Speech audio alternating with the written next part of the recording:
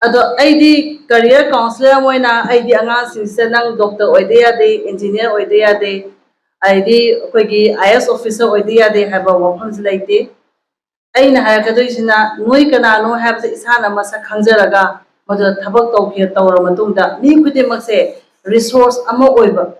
ꯑꯩꯈꯣꯏ ꯃꯤꯑꯣꯏꯕꯁꯦ ꯅꯦꯆꯔꯦꯜ ꯔꯤꯁꯣꯔꯁꯅꯦꯕ ꯑꯩꯈꯣꯏꯗ ꯄꯥꯜꯂꯤꯕ ꯕ꯭ꯔꯦꯟꯁꯦ ꯑꯇꯣꯞꯄ ꯖꯥꯇꯤꯗ ꯑꯇꯣꯞꯄ ꯁꯥ ꯉꯥꯗ ꯄꯥꯟꯕ ꯅꯠꯇꯦꯕ ꯑꯩꯈꯣꯏ ꯏꯁꯥꯃꯛꯁꯦ ꯔꯤꯁꯣꯔꯁ ꯑꯃꯅꯦꯕꯀꯣ ꯑꯗꯨꯅ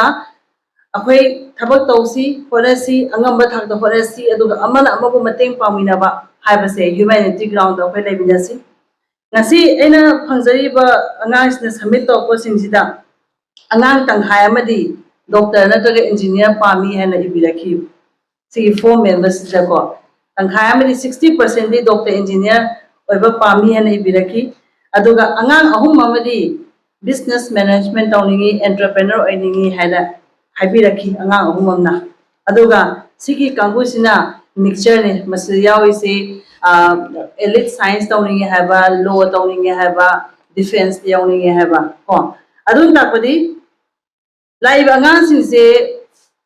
ꯀꯦꯔꯤꯌꯔ ꯆꯣꯏꯁ 10ꯗꯩ ꯍꯦꯟꯅ ꯈꯪꯗ꯭ꯔꯦꯕ ꯃꯣꯏꯁꯦ 10 ꯗꯣꯛꯇꯔ ꯑꯃ ꯂꯩꯔꯦ ꯏꯟꯖꯤꯅꯤꯌꯔ ꯑꯃ ꯂꯩꯔꯦ ꯕꯤꯖꯤꯅꯦꯁ ꯑꯃ ꯂꯩꯔꯦ ꯀꯣ ꯑꯗꯩ ꯂꯣ ꯑꯃ ꯂꯩꯔꯦ Indian army navy year force ꯆꯪꯈꯤꯕ ꯑꯃ ꯂꯩꯔꯦ ꯑꯗꯨꯗ ꯍꯦꯟꯅ ꯑꯍꯦꯟꯕ ꯊꯣꯏꯗꯣꯛꯄ ꯁ꯭ꯄꯣꯔꯠꯁꯇ ꯑꯃꯅꯤ ꯌꯥꯎꯔꯦ ꯑꯗꯨꯏꯗꯤ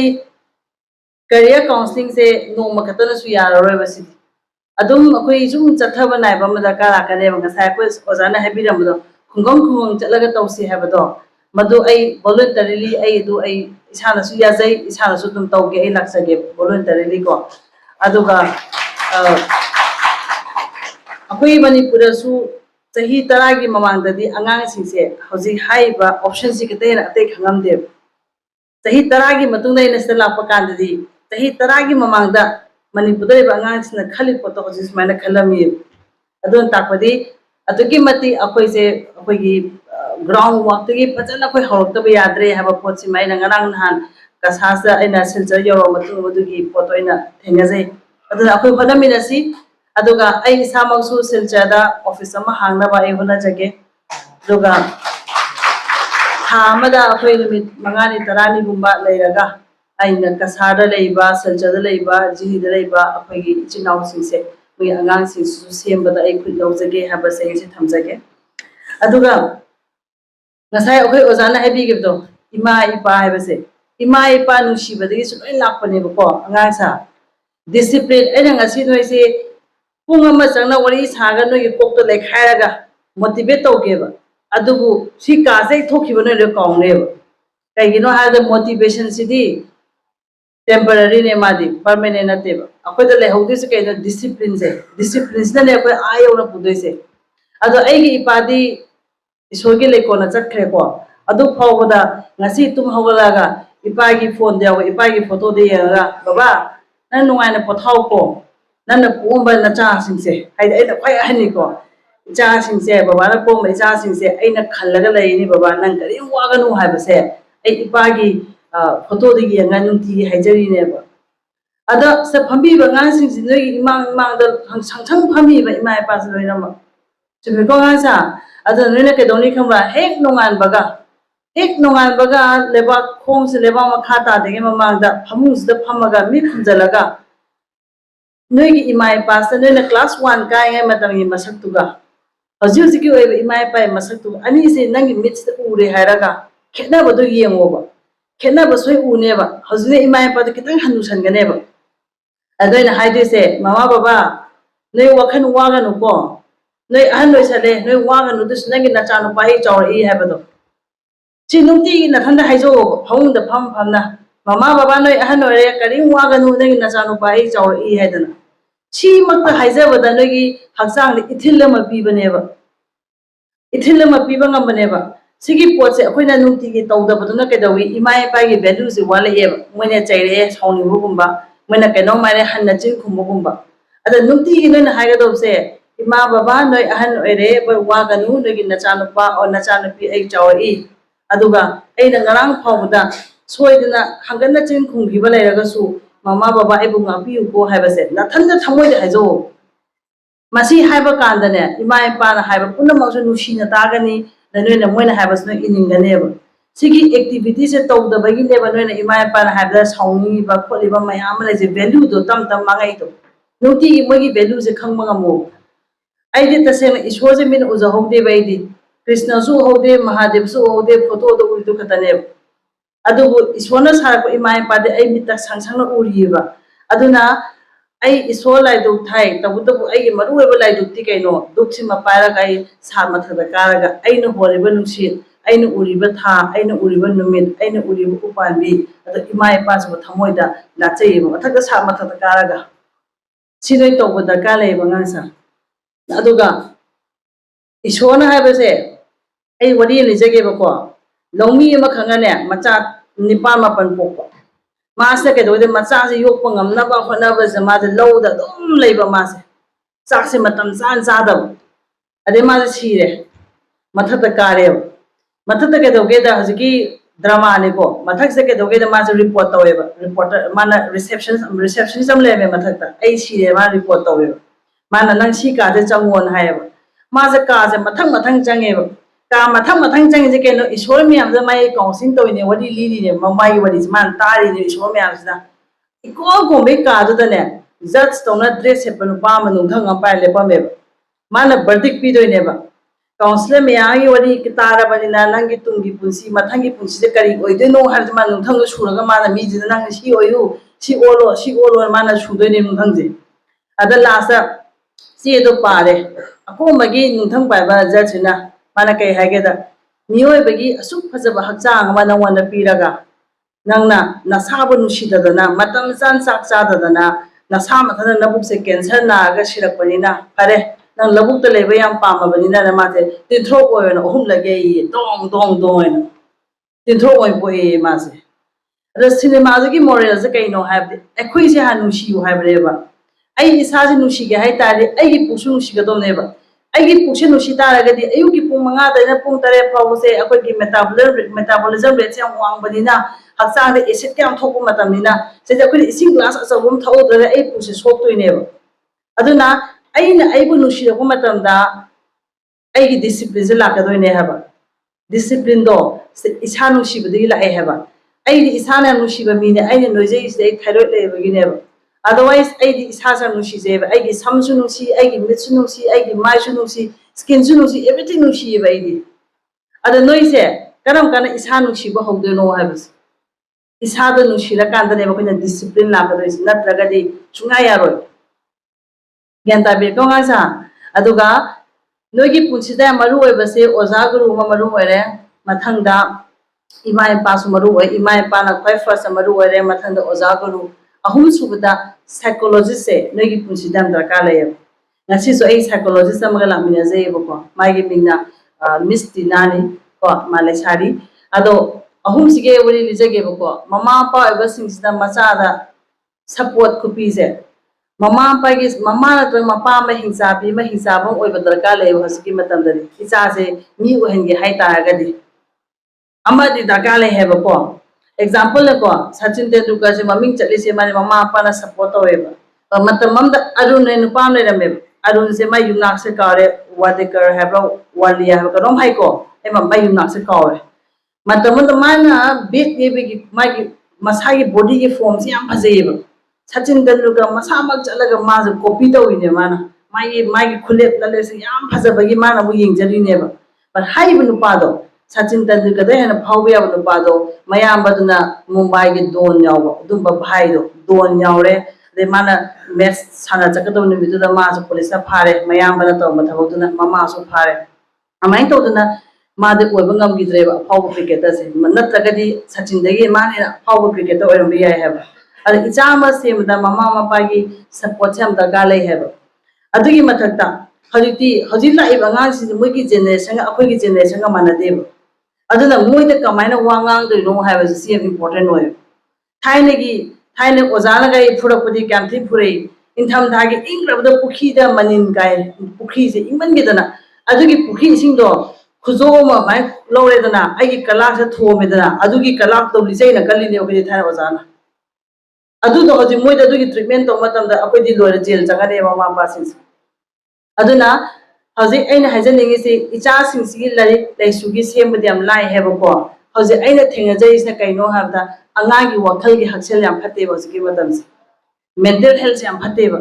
अंगांगी वखलगी हक्सेल जे फलत्रगदी अखोय अंगांगी करियर सेमबसे वायबा अदना ngasi लापिबा पेरेंट्स नै हाइजनिंगिसि अंगांगदुदा चाही 13 बुसुराबा 12 तगी 13 हाबदे 13 टीनेजर्स यसे टीनेजर्स से सी यो मतमसिदा हक्सांग दा अहोब लापदा तना मोगी वखन जो अहोब याम लाए हैबा सिगी मतमसिदा कोइन अंगांग सिंसे साइकोलॉजिस्ट नत्र काउंसलर के मनाक्ता चाही अनी दा अहोम लो उबीबसे याम दरकार लयब कैना अंगांग सिंग नो खेर लेरसुने मोगी मनुंदा कै खलिनो कोइ खंगदेबो सकांगा सिसे अदुना मोइना ममा पार हाइबा यादबा पोचै म्याम लैरी हैबा अदु मोगी पुंसिदा काउंसलर अमा लैरगदी माना mama par हाइबा ngam da poto mo da litho maga mari wakhan do yanga chakhidoine ba adugi system je na khanbada selcha da leitaba maleba selcha da regular basis da nga ama counselor ma ta pu base leite ba aduna ke doge da nangna sanaba yadaba anga na masing sum yame ba hoje kasa gan selcha je ena ngang mama pa kha una ba da ko isa je haina ba yade ngang ba machin khumai ko sa de sa ba ta ko matam nai de phone addict sura lai ga hai myam se counseling wa pe gine ba ngang do kai do moi gi matam sidi counseling taw da ba sunga ya roi ba aduna aina hoji thijarai se akoi silcha da leiba akoi meitei ichinau se mrasida psychology tamapa mi kya leiragadi akoi moja train tawjage train tawgan akoi office ta moja phamaga angang si se patak na pena counseling taw bi ai angang gi mental health yam sathi bazani ko engone nupa amsa amna ne class 10 ka anga ma mama pa sam ki ba mana class ta mana hek pam jaba nupi amsa am yaw jaba zani inkhala pa nga is de ko thamoi ji so pa be ya ponte aduda mana angang se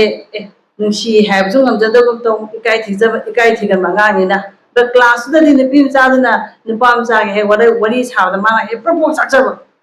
adama yim na hala ma lai pa de mangang do adugi wa khandu da da mama do di masai condition khang da mina lai pa de kai gi no adu mangchan na le ba la sa ngang do machin thumak da su body language takla ne ma sawe se makhu ke je ta ho ti bu ma table ge se mai thara ma ga tapri go chi thong bu ba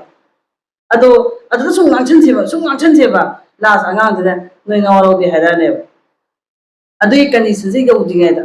angang sing se mental health ke counseling to be yam darkar leyeba ado sel chadle leba mai de chinau sing angang sing si adu ki matik darkar leyeba ai no mini khangma ngame si pots adu na ne baina athu bada office ama hanga ga di psychologist leiraga di mo jo koina train to jaraga angang sing se phasana counseling to si haba post ai thamjage aduga career की मतंग ला जंगा सा career have से करीम नते सी कास अकोय बे Young से बको आई नसी नैबा microphone आई न लेबा फिरोन जो होमबा फेन थालिबा मै को सी पुना मसे तनामी न लोय सारप ngata लेबा अदुई तादी career से क्या मुइम लाइम लाई रे तादी से यो पदा तु बमी ले पदा की फी सारप मी ले पदा रे नमी बा सापा माई प्रिंसेस डिजाइन तो मी जो ले si kolom je sama mim lai kolom ki technology puto ko mim lai yo fan je si kaliga sarai ni mai technology to ngale aja phajana ba mu ki ni si ke na mim su yaw ri adun ta padi india da hoji akhoi to biya ba career je lising ani ki mathak ta lai ba ngasi ki tili ba ngang sing de ire ba posi matung ya di career je moi tara den khangre balai badi lising ani ki mathak ta lai aduna akhoi na kamai to kani leiba lising ani sidagi aigi chanaba line kai no haje khange hai ta gadi haji chakhol ko matuina angang sina koina test to yare test ki mami je kai gawi psychometric assessment test hai masigi test hai aina sum psychologist mena wori libira pada a second war gi matam da mamam cha amana develop to gi theory am le si je haji ki matam da di pilot officer ma thabak lom direct gi test tawi the private school amana oza lom direct gi test tawi kai gi no have da oza se lari yam hairaga su lai takpada matik sawa mira ka je khangong ngam level si tesina aduna hajikan di multinational company thabak law matam da psychometric test loi taweba admain tawduna career su ai kai jana ge si yim thopada hai ba si khulai de bo si na ba yaiba hai ba khulai se imphal da diam advance oi greba masi akoi 2015 de ge ko si na ba hogreba adubu silcha da di si gi mami yam ta taramri ha ba si phaw adu tapri silcha punam maki oina maite gi phuru ki wada natana punam maki oina academic career counseling ki lamda yam maning hanthar lai ha base ai thamjage aduga हजिक लापीब अगांसिंगसे हाइबा psychometric test से class 8 को कारबा अखोय तौबा यारे चाही 13 सुर अखोय तौबा यारे सिजे पुंग कुन मरी दा नंग कनानो खंगबा ngame बसिगी टेस्ट ना नंग कनानो खंगागदी नंगी लंबी सेंबा अखोय हम लायेबा एग्जांपल ना सामना हाबदा असिदा बिजनेस तौनिंग हाबा अगांसिंगसे नोइसे टेस्ट तौबा कांदा बिजनेस तौबा याबा मीरा तौबा यादबा मीरा से अखोयना खंगबा ngam कईनो हाबदा बिजनेस तौकदो मिसदी चुंदिंग चपा मे तौबा यादे मादी को थेकोय नकोय चकदोने बिसि कांगोसिदी वा ngang yam हेगदोमने हाबा वा ngang yam हेगदोमनी नगी प्रेजेंस ऑफ माइंड यम वांगदोमनी कन्विंसिंग पावर यम लेगदोमनी कोय हाइदिसे अदुगा माई के हाइनी मी लोइना बस यम हेबा अदुगा वा से मतम मतम मुतु कई ngang के हाइबा अदुगा नगी आईक्यू टेस्ट तौगदोमने हाब अखोय इदि केदोबी अस लय हित्रगा करबा तो हलोरे हायबा लय सोलबा हाइबसे आईक्यू लेवल सोला मनेबा आईक्यू से ममितला करबा तो सुना यारोयबा मु या ताबिको आंसा अज बिजनेस तौगे के हायगदी नोइना खंगते को फार्म तौदना nga yen yo loige हायदे खंगरे अदुगिदी यारे अदुनतना तायम पुलगा कॉर्पोरेट इंडस्ट्री में हांगे कॉर्पोरेट कंपनी में हांगे का हाय तागदी बिजनेस के लाइन चनी ngang si IQ टेस्ट तौगदोमने IQ लेवल येंगदोमने अदे angang सिन हाय को बिल गेट्स बु कॉलेज का बने खांगे मना अदेदी मार्क जुकरबर्ग बु कॉलेज सुलसलतब नुपादु करोड़पति मिलियनेयर हायबको पर मोगी मतम हुजके मानदेबा बिल गेट्स ना थाने मतन मा दम खनबा ngambase मा खतनेबा हजिति बिल गेट्स ना खलिदो अदुमाना अदुदगी सरुप चामे ना खनबा ममी करोदा लेरेबा पृथ्वी सिदा अदुना एंटरप्रेन्योर ओगे हायगदी को एंटरप्रेन्योरशिप ओगे कॉर्पोरेट कंपनी हागे हायतादे अंगांग दो IQ लेवल या वांगदोमनी लाइसु हेगदोबनी को अद माय पुना मक्तो अदो खुमतो खुमजि जम हेगदोमनी हाबा कइगनो हाबदने हाइदी बिजनेस तौकदो मी खुदिमक चिन थीबा ओइदे हाबा वानते गोय हेजैसे सी कोलम से ए नने BBA तमदोइनेबा बिजनेस तमगे हाइसे बैचलर इन बिजनेस एडमिनिस्ट्रेशन ए माय हंगकदोइनेबा इंटरव्यू चपदा नंग सी कोलम दे ओन योरो हाइदोइनेबा नने योंदोइनेबा इंटरव्यू लोइ नुपादो अदुगि वा तोखरजेबा सिगी कोलम से ए सिलचगी सुरोक्सिदा ए थो योनगेबा पृथ्वी खाय फबा कोलम ने योनगेबा ए चिन खदि थीरनेबा इंथम दाई इंग्रबा -डिग्री दसु निक दसु किबि यानी गाना साग्रबा इसिंग लुप्पोसु महि लांगथोएगा ए खदि हाइदोइनेबा माने थेइबा चिन मिदि पुछि मांगन बदि नता अदना आइना आइने इम्फाल ददि थंगाल बाजार ना बाजार आम लैयो थंगाल बाजार से के दोगे द दुकान सु लेजे दबा नुपामसा को दुकान अंत लेजे पोंते को मोई मखुज सना अरुप से याले दना मोई दुकान बा माई मखुतुने मखुज सना अरुप से म्याम याले दना कोई तान ताने मोइने मी से नोम खतेनि गेंगे अंगांग खचे माना ए ताना किलोमीटर अनि म्या ताने मा बाजार मनुम से ए थोइ येंग माजे कमाइ तो अंगांग नोना मधुगे अंगांग दो बिजनेस मैनेजमेंट तमन सेबा मणिपुर यो धो सकिनेबा मागी पिचिंग पावर दो याम थिनो वांगेबा अंगांग दो ए लेजु लेबिरे बा सहम कबि बसना दो सिगेदा सिरोइरा अदु सिजु सिनेको अदो ए लेरगला ए बदि पोतो द माना के दोगे द माना खंगेबा एगी मेंटालिटी से एंगोंद कमाइना हायरगदि ए से पोस लेगी दगे जे मा खंगे हैबा अदुगी पोतो सुंगा योंदबा अंगांग वागा इंगांग दबा मी को नि सु खंगदबा अंगांग ना दु मुक्त लाई एंटरप्रेन्योर ओइने हायदि जीरो फंगने बे यारो अदमाइ तोदना अखोइन चकदबा करियर से एगी मगुन से ए से कनानो खंगना येंगा चतकदोने तसेंगे हाबदा जिदी ददि का सिलचा दि सी थेंग होरे को काउंसलिंग से हाबदी पुंग 13 द होइसे थेंगिनेबा इम्फाल ददि अखोइ पुंग 9 मखाइ दे होग्रेबा काउंसलिंग से 9 मखाइ दे तोबदा नुंदांगी पुंग 3 को काउंसलिंग तोइनेबा कोइ अदुना अयुक्तगिना सुम वांगांग पदन नुंदांगी पुंग 3 9 वांगांग सु एगी सक्सेस साउनिंग अवाबा अमत उबो फंगोइबा कइगिनो हादा अइने तोइ थबसे एगी मगुनने एगी पर्सनालिटी यावजेबसिदा अदुना ए साउनिंगबा अदि अवाबा अमोंदा फावरोय हैबा अदुना हजिमतंगी मिसिंगि सही निफु सुरा इसौलोय लांगमने निफु सुरा बा पैसा फना पाजे इसौलोय लांगमने अदो कइगिनो हायदि मान तोइ थबतुगा मागी पर्सनालिटी चुना रक्त्रमिना मादे इसौलांगा इनेबा अइना सावबो सुरोयबा सी लाइन सिदा अदो अइने तोइ थबस एगी पर्सनालिटी अइना नुसिबैने हैबा अदुना अंगांग सा अइनो द हंगाकदोइसे नोगी करियर से नोगी अपाबई मतु इनगे हैब्रा नोगी नुसिबदुगी मतु इनगे हैब्रा डिसीजन नोइना लौजोबा तौबदबु अपाम खकी मतुंग इलगदी खुदी थिबे यायबा कने अपाम बैसि मादी अहोंग बनायबा ngasi पाम द हेंग पाम द यायबा नुसी के बायबसदी लोरे के नुसी के बायस लोरे के अखुज पखंग लसारे गातने कोइ हाइजा नुसी बायस नुसी बने सुमो होर दने बसिदी अमाइन तोदना आइगी पुछि वली म्याम खंबिरमसु यावंगनी एदे समनसु हाइजागे को ꯑꯩꯗꯤ ꯇꯁꯦꯡꯅ ꯍꯥꯏꯕꯗ ꯀ꯭ꯂꯥꯁ 10 ꯂꯣꯏꯔꯛꯄꯁꯤꯗ ꯃꯌꯥꯝꯅ ꯁꯥꯏꯟꯁ ꯂꯧꯁꯦꯅ ꯑꯩꯈꯣꯏ ꯕꯕꯥꯅꯁꯨ ꯏꯆꯥꯗꯤ ꯗꯣꯛꯇꯔ ꯑꯣꯏꯁꯤ ꯍꯥꯏꯗꯅ ꯑꯩꯁꯦ ꯁꯥꯏꯟꯁ ꯂꯧꯈꯤꯕꯅꯦꯕ ꯁꯥꯏꯟꯁ ꯂꯧꯔ ꯃꯇꯨꯡꯗ ꯑꯩ ꯒ꯭ꯌꯥꯟ ꯇꯥꯔꯦꯕ ꯑꯩ ꯀꯦꯃꯤꯁꯇ꯭रिꯒ ꯍꯥꯡꯉꯦꯗꯅ ꯀꯦꯃꯤꯁꯇ꯭रिꯒ ꯐꯛꯇꯣꯔꯗꯤ ꯑꯩ ꯑꯦꯂꯔꯖꯤ ꯊꯣꯛꯑꯦꯕ ꯏꯁꯥꯁꯤꯗ ꯑꯗꯨꯛꯀꯤ ꯃꯇꯤꯛ ꯍꯩꯅꯗꯦꯕ ꯐꯤꯖꯤꯛꯁꯁꯨ ꯍꯩꯅꯗꯦ ꯃꯦꯠꯁꯁꯨ ꯍꯩꯅꯗꯦ ꯑꯩ ꯀꯃꯥꯏꯅ ꯇꯧꯗꯣꯏꯅꯣꯁꯦ ꯑꯗꯨꯝ ꯑꯩꯁꯦ ꯑꯗꯨꯝ ꯆꯠꯈ꯭ꯔ ꯑꯩꯁꯦ ꯐꯦꯜ ꯑꯣꯏꯔꯦꯕ 12ꯁꯤꯗ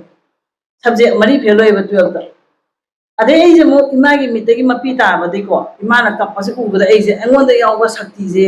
ꯊꯣꯛꯂꯛꯄ ꯍꯥꯏꯇꯥꯔꯦ ꯅꯨꯃꯤꯠꯇꯨꯗꯀꯣ ꯍꯥꯟꯅꯗꯤ ꯑꯩꯁꯦ ꯄꯨꯡꯈꯥꯏ ꯑꯃ ꯂꯥꯏꯔꯤꯛ ꯄꯥ ꯉꯝꯗꯕ ꯑꯩꯁꯦ ꯏꯃꯥꯒꯤ ꯃꯃꯤꯠꯇꯩ ꯃꯄꯤ ꯎꯕꯗ ꯅꯣꯡꯃꯗ ꯄꯨꯡ 10 ꯂꯥꯏꯔꯤꯛ ꯄꯥꯕ ꯉꯝꯕ ꯍꯤꯡꯆꯥꯕꯤ ꯑꯃ ꯑꯣꯏ ꯂꯩꯔꯝꯃꯦꯕ ꯑꯩꯁꯦ ꯑꯗꯨꯅ ꯆꯍꯤ ꯑꯃꯁꯦ ꯄꯨꯡ 10 ꯂꯥꯏꯔꯤꯛ ꯄꯥꯏꯌꯦꯕ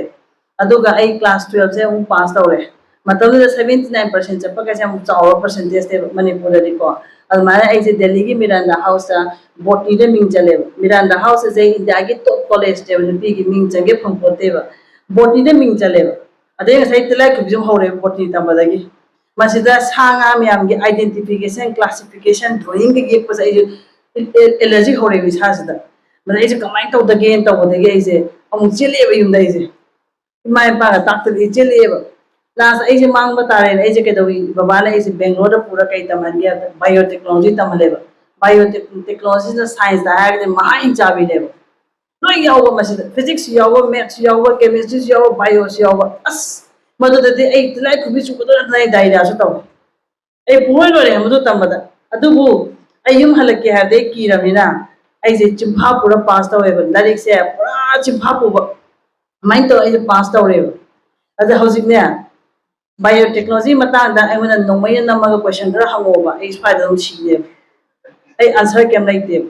ꯑꯗ ꯑꯗꯨꯒꯨꯝꯕ ꯑꯩꯒꯨꯝꯕ ꯅꯨꯄꯥ ꯅꯨꯄꯤ ꯌꯥꯝ ꯂꯩꯔꯝꯒꯅꯦꯕ ꯁꯤꯜꯆꯔꯗꯁꯨꯀꯣ ꯂꯥꯏꯔꯤꯛ ꯇꯝꯃꯤꯅꯦ ꯄꯨꯛꯇꯝ ꯇꯝꯃꯒ ꯀꯔꯤꯝꯇ ꯈꯪꯗꯅ ꯍꯜꯂꯛꯄꯁꯨ ꯃꯌꯥꯝ ꯂꯩꯔꯝꯒꯅꯦꯕ ꯑꯩꯁꯨ ꯃꯇꯝꯗ ꯑꯗꯨꯃꯥꯏꯅ ꯑꯣꯏꯔꯝꯃꯦꯕ ꯑꯗꯨꯃꯥꯏꯅ ꯇꯧꯗꯅ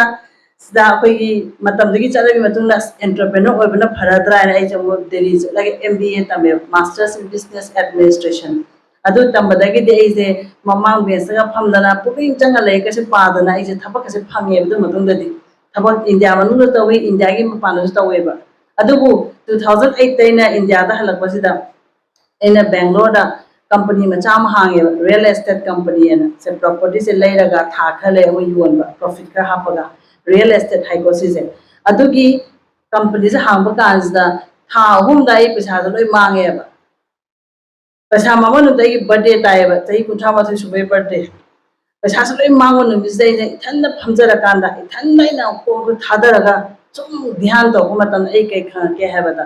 ꯕꯤꯖꯤꯅꯦꯁ ꯇꯧꯕꯁꯤꯗꯤ ꯑꯩꯒꯤ ꯑꯄꯥꯝꯕꯈꯛ ꯑꯣꯏꯔꯝꯃꯦꯕ ꯑꯩꯒꯤ ꯃꯒꯨꯟꯗꯨ ꯌꯥꯎꯔꯝꯗꯦꯕ ꯑꯗꯨꯗꯩ ꯄꯩꯁꯥꯁꯨ ꯂꯣꯏ ꯃꯥꯡꯉꯤꯅꯦꯕ ꯑꯗ ꯑꯩꯅ ꯉꯁꯤ ꯑꯩꯒꯤ ꯄꯨꯟꯁꯤ ꯋꯥꯔꯤ ꯂꯤꯔꯤꯁꯦ ꯀꯩꯝ ꯅꯠꯇꯦꯕ ꯑꯩ ꯂꯤꯅꯤꯡꯕꯒꯤ ꯅꯠꯇꯦꯕ ꯑꯩꯉꯣꯟꯗ ꯊꯣꯛꯈꯤꯕ ꯄꯣꯠꯇꯣ ꯅꯣꯏꯗ ꯊꯣꯛꯇꯅꯕꯒꯤꯅꯦꯕ ꯑꯩꯅ ꯂꯤꯔꯛꯏꯁꯦ ꯑꯗꯨꯅ ꯀꯩꯗꯧꯉꯩꯗꯁꯨ ꯀꯦꯔꯤꯌꯔ ꯁꯦꯝꯕ ꯍꯥꯏꯕꯁꯦ ꯑꯄꯥꯝꯕꯈꯛ ꯌꯦꯡꯉ ꯁꯦꯝꯕ ꯌꯥꯗꯦꯕ ꯑꯗꯨꯕꯨ ꯄꯨꯝꯅꯃꯛꯁꯦ ꯑꯄꯥꯝꯕꯗꯤ ꯍꯧꯔꯛꯄ ꯉꯥꯛꯇꯅꯤꯀꯣ ꯑꯩꯅ ꯄꯥꯝꯃꯤ ꯄꯣꯠꯁꯤꯗ ꯑꯩꯒꯤ ꯃꯒꯨꯟ ꯌꯥꯎꯕ꯭ꯔꯥ ꯍꯥꯏꯁꯦ ꯁꯤ ꯌꯦꯡꯒꯗꯧꯅꯦꯕ ꯑꯗꯨ ꯅꯠꯇ꯭ꯔꯒꯗꯤ ꯑꯩꯈꯣꯏ ꯈꯣꯡ ꯊꯥꯡꯖꯟꯕ ꯌꯥꯗꯦꯕ ꯒ꯭ꯌꯥꯟ ꯇꯥꯕꯤꯀꯣ ꯑꯉꯥꯡ ꯁꯤꯐꯥꯎꯗꯤ ꯒ꯭ꯌꯥꯟ ꯇꯥꯗꯕ ꯌꯥꯎꯕ꯭ꯔꯣ ꯒ꯭ꯌꯥꯟ ꯇꯥꯏꯀꯣ ꯑꯣꯀꯦ ꯑꯗꯨꯃꯥꯏꯅ ꯇꯧꯗꯅ ꯍꯧꯖꯤꯛ ꯑꯩꯅ ꯍꯥꯏꯔꯛꯀꯗꯣꯏꯁꯤ ꯃꯄꯨꯡ ꯐꯥꯅ ꯒ꯭ꯔꯦꯖꯨꯑꯦꯁꯟ ꯇꯝꯕ ꯌꯥꯏ ꯑꯉꯥꯡ ꯑꯃꯅ ꯃꯦꯗꯥꯝ ꯑꯩꯗꯤ ꯆꯍꯤ 4-5 ꯂꯥꯏꯔꯤꯛ ꯇꯝꯅꯤꯡꯗ꯭ꯔꯦ ꯑꯩ ꯀꯔꯤꯒꯨꯝꯕ ꯊꯥ 5-6 ꯆꯍꯤ ꯑꯃꯒꯤ ꯑꯩ ꯀꯣꯔꯁ ꯑꯃ ꯇꯝꯃ ꯑꯩ ꯊꯕꯛ ꯇꯧꯖꯈ꯭ꯔꯒꯦ ꯍꯥꯏꯁꯨ ꯀꯩꯁꯨ ꯀꯥꯏꯗꯦ ꯍꯥꯏꯕꯗꯨꯁꯨ ꯍꯧꯖꯤꯛꯇꯤ ꯂꯥꯛꯀꯗꯣꯏꯕ ꯄ꯭ꯔꯤꯊꯤꯕꯤꯁꯤꯗ ꯂꯥꯛꯀꯗꯣꯏꯁꯤꯗꯤ ꯅꯪꯒꯤ ꯗꯤꯒ꯭ꯔꯤꯗꯣ ꯄꯥꯝꯃꯛꯑꯔꯣꯏꯕ ꯈꯔ ꯂꯩꯔꯒꯗꯤ ꯖꯔꯃꯟꯗꯒꯤꯗꯤ ꯗꯤꯒ꯭ꯔꯤ ꯍꯥꯏꯕꯁꯦ ꯗꯔꯀꯥꯔ ꯂꯩꯇꯦꯕ ꯑꯗꯗꯤ ꯖꯔꯃꯟꯗꯗꯤ ꯗꯤꯄ꯭ꯂꯣꯃꯥ ꯉꯥꯛꯇꯅꯦ ꯖꯔꯃꯅꯤ ꯃꯆꯥ ꯊꯕꯛ ꯇꯧꯔꯤꯁꯤꯡꯁꯦ ꯑꯗꯨꯅ ꯗꯤꯒ꯭ꯔꯤꯁꯦ ꯑꯩꯒꯤ ꯑꯣꯏꯅꯗꯤ ꯃꯤ ꯈꯨꯗꯤꯡꯃꯛ ꯗꯤꯒ꯭ꯔꯤ ꯑꯃ ꯄꯥꯏꯌꯣ ꯍꯥꯏꯕꯁꯤꯗꯤ ꯍꯥꯏꯅꯤꯡꯉꯤꯀꯣ ꯀꯅꯥꯒꯨꯝꯕ ꯑꯉꯥꯡ ꯈꯔꯅ ꯃꯦꯗꯥꯝ ꯑꯩ ꯗꯤꯒ꯭ꯔꯤ ꯁꯨꯡꯄꯥꯏ ꯄꯥꯏꯖꯅꯤꯡꯗ꯭ꯔꯦ ꯍꯥꯏꯔꯒꯗꯤ ꯁ꯭ꯀꯤꯜꯗ ꯆꯠꯂꯣꯕ ꯍꯧꯖꯤꯛꯇꯤ ꯂꯣꯏ ꯁ꯭ꯀꯤꯜꯗ ꯂꯥꯛꯑꯅꯦꯕ ꯁꯝꯅ ꯍꯥꯏꯔꯕꯗ ꯑꯉꯥꯡ ꯑꯃꯅ ꯆꯍꯤ 4-5 ꯒ꯭ꯔꯦꯖꯨꯑꯦꯁꯟ ꯇꯝꯃꯨꯔꯒ ꯁꯨꯝ ꯐꯝꯂꯤꯕ ꯑꯉꯥꯡ ꯂꯩꯌꯦꯕ ꯑꯉꯥꯡ ꯑꯃꯅ ATM ꯃꯦꯆꯤꯟ ꯁꯦꯝꯕꯒꯤ ꯊꯥ 6 ꯈꯛꯀꯤ ꯇ꯭ꯔꯦꯅꯤꯡ ꯑꯃ ꯆꯠꯂꯨꯔꯒ ꯊꯥ ꯑꯃꯗ ꯂꯨꯄꯥ ꯂꯥꯛ ꯇꯥꯟꯕ ꯑꯉꯥꯡꯁꯨ ꯂꯩꯔꯤ ꯑꯗꯨꯅ ꯑꯩꯁꯦ ꯀꯅꯥꯅꯣ ꯍꯥꯏꯕ ꯑꯩꯁꯦ ꯁ꯭ꯀꯤꯜꯗ ꯕꯦꯁ ꯇꯧꯕ ꯃꯤꯔꯥ ꯑꯩꯁꯦ ꯊꯤꯑꯣꯔꯤꯗ ꯕꯦꯁ ꯇꯧꯕ ꯃꯤꯔꯥ ꯁꯤꯁꯨ ꯉꯁꯥꯏꯒꯤ ꯍꯥꯏꯔꯤꯕ ꯁꯥꯏꯀꯣꯃꯦꯇ꯭ꯔꯤक ꯇꯦꯁꯇ ꯂꯣꯏ ꯈꯪꯕ ꯉꯝꯗꯣꯏꯅꯦꯕ ꯁꯤꯒꯤ ꯑꯉꯥꯡꯁꯦ ꯊꯤꯑꯣꯔꯤꯗ ꯕꯦꯁ ꯇꯧꯕꯅꯤ ꯃꯥꯗꯤ ꯁ꯭ꯀꯤꯜꯗ ꯕꯦꯁ ꯇꯧꯕꯅꯤ ꯒꯥꯏꯁꯦ ꯑꯗꯨꯅ ꯏꯟꯗꯤꯌꯥ ꯒꯣꯔꯃꯦꯟꯁꯦ ꯀꯌꯥꯝ ꯐꯒꯦ ꯍꯥꯏꯕꯗ ꯂꯥꯏꯔꯤꯛ ꯌꯥꯝ ꯄꯥꯅꯤꯡꯕ ꯑꯉꯥꯡꯅ ꯇꯝꯒꯗꯧꯕ ꯂꯥꯏꯟ ꯃꯌꯥꯏ ꯑꯣꯏꯅ ꯄꯥꯅꯤꯡꯕ ꯑꯉꯥꯡꯅ ꯇꯝꯒꯗꯧꯕ ꯂꯥꯏꯟ ꯁꯨꯡꯄꯥ ꯄꯥꯅꯤꯡꯗꯕ ꯑꯉꯥꯡꯅ ꯇꯝꯒꯗꯧꯕ ꯂꯥꯏꯟꯁꯨ ꯂꯩꯌꯦꯕ ꯉꯁꯥꯏꯒꯤ 2,000 ꯑꯗꯣ ꯂꯥꯏꯕꯛ ꯐꯕꯗꯤ ꯂꯥꯏꯔꯤꯛ ꯌꯥꯝ ꯄꯥꯕꯗꯁꯨ 50,000 ꯐꯪꯅꯤ ꯃꯌꯥꯏ ꯑꯣꯏꯅ ꯄꯥꯕꯗꯁꯨ 50,000 ꯐꯪꯅꯤ ꯁꯨꯡꯄꯥ ꯄꯥꯅꯤꯡꯗꯕꯁꯨ ꯃꯥꯁꯨ 50,000 ꯑꯗꯨꯝ ꯐꯪꯅꯦꯕ ꯑꯁꯥ ꯈꯔ ꯂꯥꯛꯄ꯭ꯔꯣ ꯍꯥ ꯑꯦꯛꯖꯥꯝꯄꯜ ꯑꯣꯏꯅ ꯍꯥꯏꯒꯦꯕ ꯑꯉꯥꯡꯁꯦ ꯂꯩꯌꯦꯕ ꯃꯦꯗꯥꯝ ꯑꯩ ꯂꯥꯏꯔꯤꯛ ꯁꯨꯡꯄꯥ ꯄꯥꯅꯤꯡꯗꯕ ꯑꯉꯥꯡ ꯂꯩꯌꯦꯕ ꯃꯃꯥꯁꯦ ꯃꯊꯥ ꯁꯥꯗꯣꯏꯅꯦꯕ ꯑꯩ ꯏꯆꯥꯁꯦ ꯂꯥꯏꯔꯤꯛ ꯁꯨꯡꯄꯥ ꯄꯥꯅꯤꯡꯗ꯭ꯔꯦ ꯃꯦꯗꯥꯝ ꯀꯃꯥꯏꯅ ꯇꯧꯗꯣꯏꯅꯣ ꯑꯗꯣ ꯑꯉꯥꯡꯗꯣ ꯁꯨꯝ ꯀꯥꯎꯟꯁꯤꯂꯤꯡ ꯇꯧꯔꯀꯥꯟꯗ ꯋꯥꯔꯤ ꯁꯨꯝ ꯇꯥꯔꯀꯥꯟꯗ ꯀꯩ ꯈꯪꯒꯦ ꯍꯥꯏꯕꯗ ꯃꯥꯗꯤ ꯑꯗꯨꯝ ꯄꯨꯡ 24ꯁꯦ ꯆꯥꯟꯁ ꯄꯤꯔꯒꯗꯤ ꯄꯨꯈ꯭ꯔꯤꯗ ꯂꯨꯞꯄꯒ ꯁꯣꯊꯤꯡ ꯁꯥꯟꯅꯕ ꯄꯥꯝꯕ ꯑꯉꯥꯡꯅꯦ ꯍꯧꯖꯤꯛ ꯑꯉꯥꯡꯁꯦ ꯇꯞ ꯑꯃꯗ ꯃꯀꯣꯛ ꯂꯨꯞꯁꯜꯂ ꯑꯗꯨꯝ ꯁꯣꯊꯤꯡ ꯁꯥꯟꯅꯕ ꯂꯥꯏꯔꯤꯛꯅ ꯁꯨꯡꯄꯥ ꯄꯥꯅꯤꯡꯗꯕ ꯑꯗ ꯃꯥꯒꯤ ꯇꯦꯂꯦꯟꯁꯦ ꯁꯣꯊꯤꯡ ꯍꯩꯕꯗ ꯄꯤꯔꯛꯑꯦꯕ ꯏꯁꯣꯔꯅ ꯑꯗꯨꯗ ꯃꯥꯅ ꯍꯌꯦꯡ ꯑꯣꯏꯗꯣꯏꯁꯦ ꯀꯩꯅꯣ ꯕ꯭ꯔꯤꯗꯤꯡ ꯑꯦꯄ꯭ꯔꯦꯟꯇꯤꯁꯀ ꯍꯥꯏꯕ ꯀꯥꯡꯕꯨꯁꯤꯅꯦꯕ ꯏꯟꯗꯤꯌꯟ ꯑꯥꯔꯃꯤ ꯅꯦꯚꯤ ꯏꯌꯥꯔ ꯐꯣꯔꯁꯇꯁꯨ ꯏꯁꯤꯡꯗ ꯂꯥꯟ ꯆꯠꯄꯗ ꯁꯣ ꯉꯥꯛꯇꯪ ꯊꯤꯡꯅ ꯂꯩꯕꯅꯕ ꯀꯥꯏꯅ ꯇ꯭ꯔꯦꯅꯤꯡ ꯄꯤꯕꯤꯕ ꯅꯨꯄꯥ ꯂꯩꯌꯦꯕ 90-50 ꯑꯗꯨꯝ ꯐꯪꯉꯦ ꯇꯣꯂꯣꯞ ꯃꯣꯏꯁꯨ ꯑꯗꯨꯝꯕ ꯑꯉꯥꯡꯗꯣ ꯑꯩꯈꯣꯏꯅ ꯀ꯭ꯂꯥꯁ 8-9ꯗꯩ ꯈꯪꯍꯧꯔꯒꯗꯤ ꯂꯥꯏꯔꯤꯛꯀꯤ ꯇ꯭ꯌꯨꯁꯟ ꯆꯠꯇꯅ ꯄꯩꯁꯥ ꯇꯤꯡꯕ ꯄꯥꯝꯃꯨꯏꯕ ꯃꯉꯣꯟꯗ ꯃꯥꯗꯤ ꯄꯥꯁ ꯃꯥꯔꯛ ꯈꯛ ꯐꯪꯉ ꯆꯠꯈ꯭ꯔꯂꯣꯏ ꯒ꯭ꯔꯦꯖꯨꯑꯦꯁꯟꯐꯥꯎ ꯊꯕꯛꯇꯤ ꯃꯥ ꯑꯗꯨꯝ ꯈꯜꯂꯅꯦꯕ ꯀꯩꯅꯣꯗ ꯁꯣ ꯈ꯭ꯋꯥꯏ ꯊꯤꯡꯉꯝꯕ ꯃꯤꯗꯨꯅ ꯊꯕꯛ ꯑꯗꯨꯝ ꯐꯪꯈꯤꯗꯣꯏꯅꯦꯕ ꯑꯗꯨꯗꯤ ꯃꯥ ꯄꯤꯛꯏꯉꯩꯗ ꯑꯗꯨꯝ ꯄ꯭ꯔꯦꯛꯇꯤꯁ ꯇꯧꯔ ꯆꯠꯂꯤꯕ ꯑꯗꯨꯗꯤ ꯑꯗꯨꯅ ꯑꯩꯒꯤ ꯄꯥꯟꯗꯝꯁꯦ ꯀꯩꯅꯣ ꯅꯣꯏ ꯈꯨꯗꯤꯡꯃꯛ ꯄꯩꯁꯥ ꯊꯣꯛꯈꯤꯕ ꯃꯁꯤꯗ ꯑꯣꯐꯤꯁꯔ ꯑꯣꯏꯗ ꯌꯥꯗꯦ ꯍꯥꯏꯕ ꯀꯔꯤꯝ ꯂꯩꯇꯦꯕ ꯑꯩꯉꯣꯟꯗ ꯑꯗ ꯑꯩꯅꯁꯨ ꯌꯥꯝ ꯇꯣꯏꯅ ꯍꯥꯏꯕ ꯑꯃ ꯂꯩꯌꯦ ꯑꯉꯥꯡꯁꯦ ꯂꯩꯌꯦꯕ ꯃꯃꯥ ꯃꯄꯥ ꯂꯥꯏꯔꯤꯛꯇꯤ ꯁꯨꯡꯄꯥ ꯄꯥꯅꯤꯡꯗꯕ ꯃꯃꯥ ꯃꯄꯥ ꯆꯥꯛ ꯊꯣꯡꯕꯁꯦ ꯊꯨꯝ ꯌꯥꯛꯑꯦꯒ ꯊꯨꯝ ꯍꯦꯜꯂꯦꯒ ꯉꯥꯔꯤ ꯍꯦꯜꯂꯦꯒ ꯉꯥꯔꯤ ꯋꯥꯠꯂꯦꯒ ꯊꯥꯎ ꯃꯨꯜꯂꯦꯒ ꯃꯨꯟꯗꯦ ꯂꯥꯏꯔꯤꯛꯅ ꯁꯨꯡꯄꯥ ꯄꯥꯅꯤꯡꯗꯕ ꯑꯗ ꯃꯥꯅ ꯊꯨꯝ ꯅꯝꯗ꯭ꯔꯦ ꯍꯥꯏꯅ ꯆꯨꯝꯃꯦꯕ ꯊꯨꯝ ꯍꯦꯛꯇ ꯅꯝꯃꯣꯏꯕ ꯉꯥꯔꯤ ꯃꯨꯟꯗ꯭ꯔꯦꯅ ꯆꯨꯝꯃꯦꯕ ꯉꯥꯔꯤꯁꯤꯗ ꯃꯨꯜꯂꯝꯃꯣꯏꯕ ꯃꯥꯒꯤ ꯇꯦꯂꯦꯟꯇꯣ ꯃꯥꯒꯤ ꯃꯔꯩꯗ ꯄꯤꯔꯛꯑꯦꯕ ꯑꯗ ꯃꯥ ꯀꯩ ꯑꯣꯏꯕ ꯌꯥꯅꯤ then he or she can become a food tester food tester ꯀꯩꯁꯦ ꯄꯩꯁꯥ ꯊꯣꯛꯈ꯭ꯔꯄꯣꯠꯅꯦ ꯑꯉꯥꯡꯁꯦ ꯆꯣꯀ꯭ꯂꯦꯠ ꯀꯩꯁꯦ ꯕ꯭ꯔꯥꯟꯗꯦꯗ ꯆꯣꯀ꯭ꯂꯦꯠꯁꯦ ꯃꯅꯤꯡꯗ ꯌꯦꯡꯉꯣꯕ ꯁꯤꯒꯅꯦꯆꯔ ꯑꯃ ꯌꯥꯎꯔꯝꯒꯅꯦꯕ ꯆꯣꯀ꯭ꯂꯦꯠ ꯇꯦꯁꯇꯔ ꯀꯥꯏꯅ ꯂꯩ ꯆꯣꯀ꯭ꯂꯦꯠꯁꯦ ꯃꯥꯅ ꯃꯃꯤꯠ ꯈꯨꯝꯖꯤꯜꯂ ꯁꯥꯏꯗꯣꯏꯅꯤ ꯃꯃꯤꯠ ꯈꯨꯝꯕ ꯁꯨꯃꯥꯏꯅ ꯁꯥꯏꯗꯣꯏꯅꯤ ꯃꯥꯅ ꯔꯣꯁ ꯂꯧꯔ ꯆꯥꯗꯣꯏꯅꯤꯀꯣ ꯂꯥꯁꯇ ꯃꯥꯅ ꯄꯦꯜꯂꯕ ꯃꯥꯅ ꯁꯥꯏꯟ ꯇꯧꯋꯦ ꯑꯗꯨꯒꯤ ꯁꯥꯏꯟꯗꯨ ꯈꯛ ꯇꯧꯕꯗ ꯀꯔꯣꯔ ꯑꯃꯅꯤ ꯐꯪꯉꯤꯅꯤ ꯀꯩꯅꯣ ꯑꯗꯩꯗꯤ ꯍꯜꯗꯤꯔꯥꯝꯒꯤ ꯕꯨꯖꯤꯌꯥꯁꯦ ꯍꯧꯔꯦꯗꯅ ꯕꯨꯖꯤꯌꯥꯁꯦ ꯍꯧꯔꯒ ꯕꯨꯖꯤꯌꯥꯁꯦ ꯄꯦꯀꯦꯠꯇ ꯍꯥꯟꯗ꯭ꯔꯤꯉꯩ ꯃꯃꯥꯡꯗ ꯏꯂꯥꯏꯆꯤ ꯋꯥꯠꯂꯦ ꯊꯨꯝ ꯋꯥꯠꯂꯦ ꯃꯣꯔꯣꯛ ꯋꯥꯠꯂꯦ ꯑꯗꯨ ꯍꯥꯏꯕꯒꯤꯗꯃꯛꯇ 90-50 ꯇꯣꯂꯣꯞ ꯄꯤꯔꯤꯅꯤ ꯀꯩꯅꯣ ꯑꯗꯨꯅ ꯑꯩ ꯍꯥꯏꯗꯣꯏꯁꯦ ꯃꯃꯥ ꯑꯣꯏꯕꯁꯤꯡ ꯋꯥꯕꯤꯗꯣ ꯑꯝꯇ ꯏꯆꯥ ꯂꯥꯏꯔꯤꯛ ꯄꯥꯅꯤꯡꯗ꯭ꯔꯦꯗꯅ ꯀꯥꯎꯟꯁꯤꯂꯤꯡ ꯇꯧꯁꯦꯕ ꯑꯗꯨꯁꯨ ꯄꯥꯅꯤꯡꯗ꯭ꯔꯦꯗꯅ ꯑꯗꯨ ꯑꯣꯏꯇꯥꯔꯗꯤ ꯑꯩ ꯊꯤꯒꯠꯂꯛꯑꯒꯦꯕ ꯃꯉꯣꯟꯗ ꯀꯩ ꯌꯥꯎꯒꯦꯗꯣ ꯑꯗꯨꯃꯥꯏꯅ ꯁꯤꯗ ꯐꯝꯕꯤꯕ ꯑꯉꯥꯡꯁꯤꯡꯁꯦ ꯊꯃꯣꯏ ꯁꯦꯡꯅ ꯈꯨꯝꯃꯛꯑꯣꯕꯀꯣ ꯑꯩ ꯂꯥꯏꯔꯤꯛ ꯌꯥꯝ ꯄꯥꯅꯤꯡꯉꯦ ꯍꯥꯏꯕꯁꯤ ꯅꯣꯏ ꯀꯌꯥꯝ ꯌꯥꯎꯒꯦꯕ ꯀꯩꯁꯨ ꯀꯥꯏꯗꯦ ꯏꯃꯥ ꯏꯄꯥ ꯌꯥꯎꯔꯁꯨ ꯀꯩꯝ ꯀꯥꯏꯗꯦ ꯑꯩ ꯂꯥꯏꯔꯤꯛ ꯌꯥꯝ ꯄꯥꯅꯤꯡꯉꯦ ꯍꯥꯏꯕꯁꯦ ꯌꯥꯎꯗ꯭ꯔꯕꯣ ꯑꯝꯇ ꯌꯥꯎꯔꯝꯒꯅꯤꯗ ꯑꯩ ꯂꯥꯏꯔꯤꯛ ꯃꯌꯥꯏ ꯑꯣꯏꯅ ꯄꯥꯅꯤꯡꯉꯦ ꯀꯌꯥꯝ ꯌꯥꯎꯏ ꯃꯌꯥꯏ ꯑꯣꯏꯅ ꯄꯥꯅꯤꯡꯉꯦ ꯍꯥꯏꯕ ꯑꯣꯀꯦ ꯅꯨꯄꯤ ꯃꯆꯥ ꯑꯃ ꯌꯥꯎꯔꯦ ꯑꯣꯀꯦ 2 ꯁꯨꯔꯦ 3 ꯁꯨꯔꯦ ꯃꯌꯥꯏ ꯑꯣꯏꯕꯗꯤ ꯑꯃ ꯌꯥꯎꯔꯦ 1 2 3 4 5 6 7 ꯃꯌꯥꯏ ꯑꯣꯏꯅ ꯂꯥꯏꯔꯤꯛ ꯄꯥꯅꯤꯡꯕ ꯀꯣ ꯑꯗꯨ ꯑꯩ ꯁꯨꯡꯄꯥ ꯄꯥꯅꯤꯡꯗꯦ ꯍꯥꯏꯕꯁꯦ ꯀꯌꯥꯝ ꯌꯥꯎꯒꯦꯕ ꯊꯃꯣꯏ ꯁꯦꯡꯁꯦꯕ ꯑꯗꯨꯏ ꯃꯇꯨꯡ ꯁꯦꯝꯃꯛꯀꯗꯣꯏꯅꯦꯕ ꯚꯦꯔꯤ ꯒꯨꯗ ꯑꯣꯀꯦ 1 2 3 4 5 6 ꯑꯣꯀꯦ ꯐꯥꯏꯟ ꯐꯔꯦ ꯀꯩꯁꯨ ꯀꯥꯏꯗꯦ ꯑꯗꯨꯒꯤ ꯊꯃꯣꯏ ꯁꯦꯡꯕꯗꯣ ꯌꯥꯝ ꯐꯩꯌꯦꯕ ꯑꯩ ꯏꯆꯥꯁꯨ ꯊꯃꯣꯏ ꯌꯥꯝ ꯁꯦꯡꯉꯦꯕ ꯑꯩ ꯏꯆꯥ 2 ꯂꯩꯖꯩ ꯏꯆꯥ ꯅꯨꯄꯤ ꯏꯆꯥ ꯅꯨꯄꯥ ꯑꯃꯒ ꯏꯆꯥ ꯅꯨꯄꯤꯅ ꯅꯣꯡꯃ ꯑꯩꯁꯦ ꯐꯖꯅ ꯐꯝꯍꯜꯂꯒ ꯃꯥꯅ ꯀ꯭ꯂꯥꯁ 2 3 ꯀꯥꯕ ꯀꯥꯟꯗꯣ ꯃꯃꯥ ꯋꯥ ꯑꯝꯇ ꯍꯥꯏꯒꯦꯅ ꯍꯥꯏꯌꯦ ꯐꯖꯅ ꯑꯩꯁꯦ ꯀꯧꯁꯜꯂꯒ ꯐꯃꯨꯡꯗ ꯐꯝꯃꯤꯟꯅ ꯃꯃꯥ ꯅꯪ ꯁꯥꯎꯅꯨꯀꯣ ꯃꯃꯥ ꯑꯩ ꯂꯥꯏꯔꯤꯛꯁꯦ ꯁꯨꯡꯄꯥ ꯄꯥꯅꯤꯡꯗꯦ ꯍꯥꯏꯖꯩꯕ ꯃꯥꯅ ꯏꯆꯥꯅꯨꯄꯤꯁꯤꯅ ꯑꯩ ꯏꯃꯨꯡꯒꯤ ꯊꯕꯛ ꯂꯣꯏ ꯇꯧꯒꯦ ꯃꯃꯥ ꯂꯥꯏꯔꯤꯛ ꯄꯥꯎ ꯍꯥꯏꯔꯛꯀꯅꯨꯀꯣ ꯃꯥꯁꯦ ꯃꯄꯤ ꯂꯥꯛꯑꯒ ꯆꯦꯜꯂꯒ ꯌꯥꯝ ꯊꯃꯣꯏꯁꯦ ꯑꯩꯉꯣꯟꯗ ꯍꯥꯏꯖꯩꯌꯦꯕ ꯑꯗ ꯑꯩꯁꯨ ꯀꯞꯄꯦꯕ ꯅꯨꯃꯤꯠꯇꯨꯗ ꯏꯆꯥꯗꯣ ꯊꯃꯣꯏ ꯁꯦꯡꯃꯟꯕꯗꯨꯗ ꯈꯪꯉꯕ꯭ꯔꯥ ꯑꯗ ꯑꯩꯁꯦ ꯏꯆꯥ ꯃꯃꯥꯅꯤꯅ ꯏꯆꯥꯁꯤꯕꯨ ꯀꯃꯥꯏꯅ ꯇꯧꯍꯧꯗꯣꯏꯅꯣꯅ ꯃꯉꯣꯟꯗ ꯂꯩꯒꯦ ꯁꯨꯡꯄꯥ ꯄꯥꯅꯤꯡꯗ ꯃꯉꯣꯟꯗ ꯀꯔꯤ ꯇꯦꯂꯦꯟ ꯌꯥꯎꯒꯦꯅ ꯊꯤꯒꯠꯂꯛꯄꯗ ꯑꯩ ꯏꯆꯥꯁꯤꯗꯤ ꯗ꯭ꯔꯣꯌꯤꯡ ꯌꯥꯝ ꯌꯦꯛꯄ ꯍꯩꯕ ꯑꯉꯥꯡꯅꯦꯕ ꯃꯈꯨꯠꯁꯤꯁꯨ ꯌꯥꯝ ꯍꯩꯌꯦꯕ ꯃꯈꯨꯠꯁꯤꯅ ꯃꯥꯅ ꯏꯔꯨꯖꯩ ꯁꯥꯄꯣꯟꯁꯦ ꯃꯁꯥꯅ ꯁꯥꯕ ꯉꯥꯛꯇꯅꯤ ꯁꯥꯄꯣꯟꯁꯦ ꯃꯁꯥꯅ ꯁꯥꯖꯩ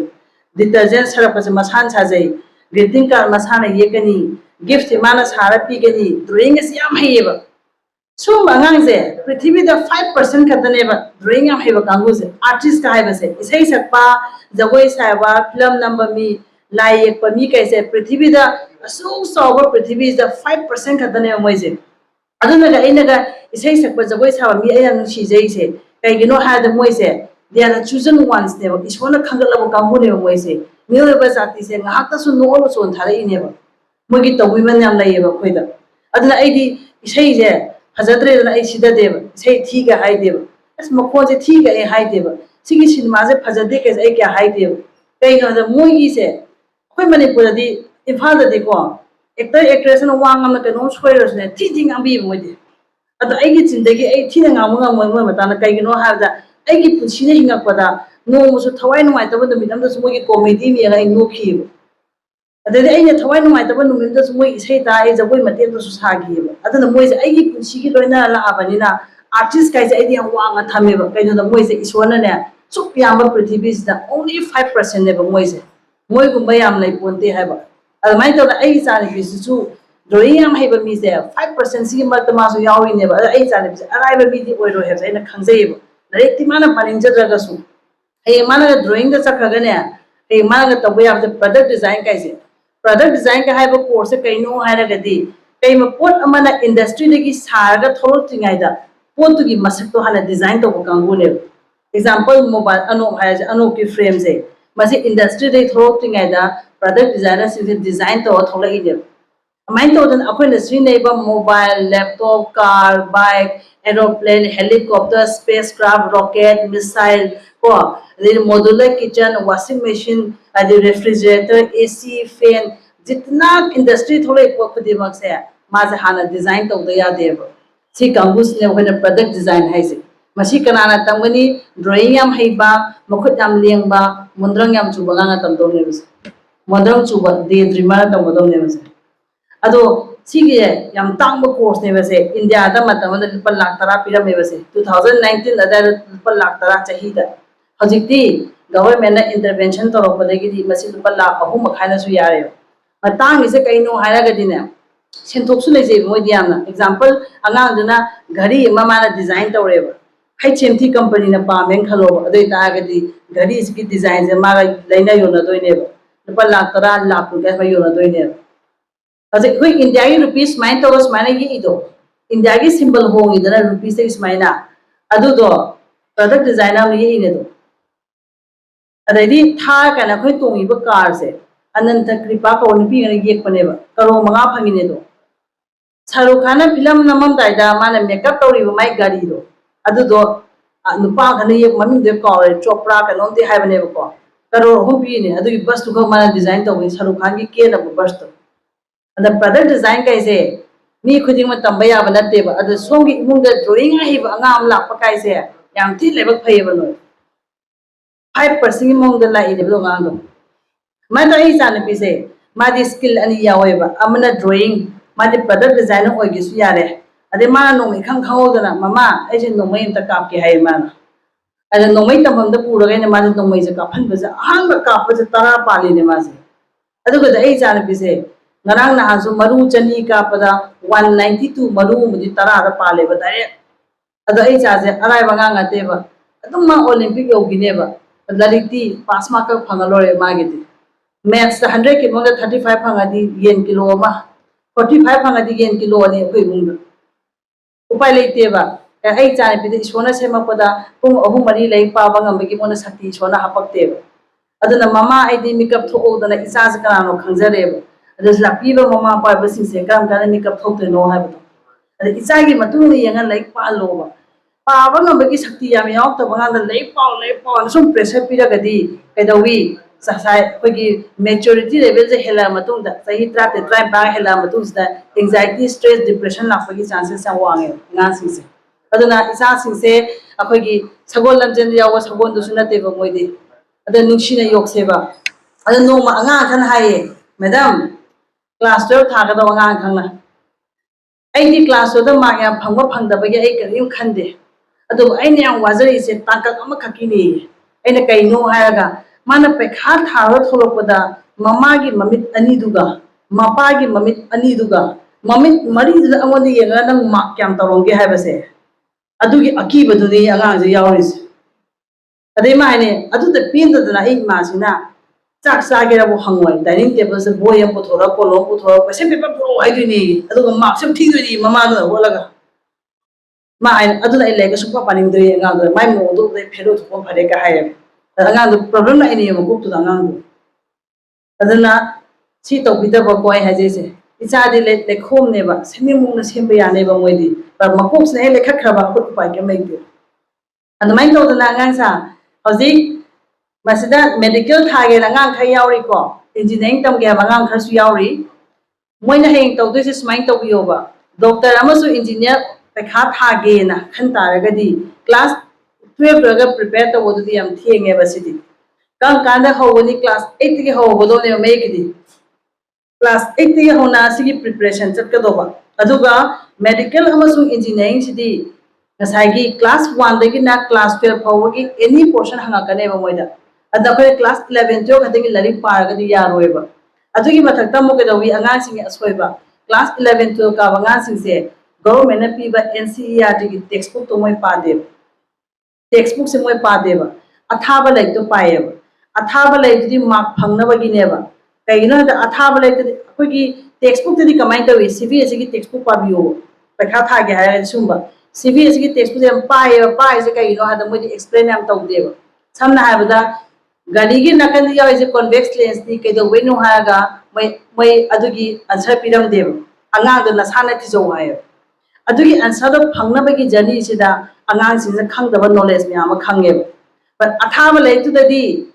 गाड़ी की साइड याइदो कॉन्वेक्स लेंस कईदौबैनो हागा लोइनम आंसर मान लोइ एक्सप्लेन तौथोबनिना अंगाद मधु पाग चिंफा पुरगा पैखा थागा मार्क फंगा मधु लई है हेबे यारो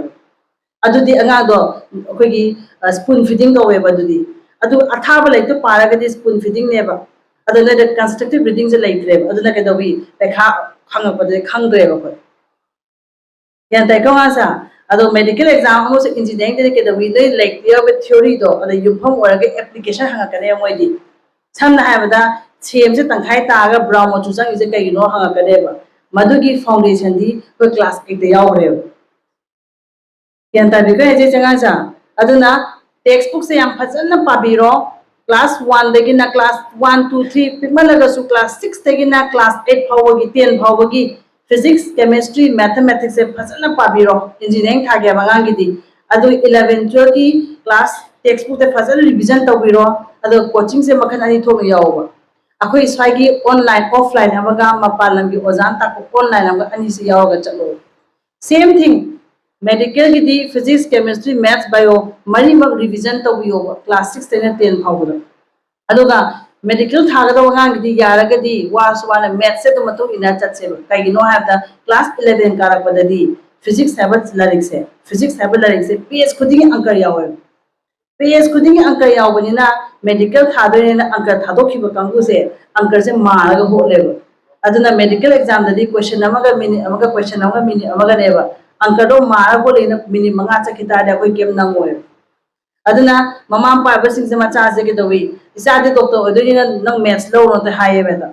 सिगे आराम से तोबिगा नोबको मैथ्सो मा याम फंगदसु यायेबा अदुम दहल चचेबा मरक्तु अदुगा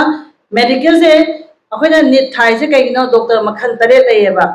MBBS ने डेंटल ने होम्योपैथिक ने आयुर्वेदिक ने उनानी ने सिद्ध ने वेटरनरी ने सिगी डॉक्टर मखन तरे से अखोय इंडिया तमगे हाय ताजे कोई नीट पेखा थादे यादेबा अदुगा अमसु लेयेबा नीट पेखा थादबिदा डॉक्टर ओबि याबा अमसु लेयेबा अदुना कई कौगे हायबदा BNYS हाइसे bachelor in naturopathic and yogic science मादी नेचुरोपैथी का योगा का एक्यूप्रेशर का एक्यूपंक्चर अनि मरी से पुल्लगा मी लयेंबा अदो सीजे फ्यूचर ददी मसी चलकनेबा कईनो द कराम द हिदाक जानिंग देब मोय से नित थादे से कईनो मोय अनाब द हिदाक थादे ऑपरेशन तो देबसी कंगुजे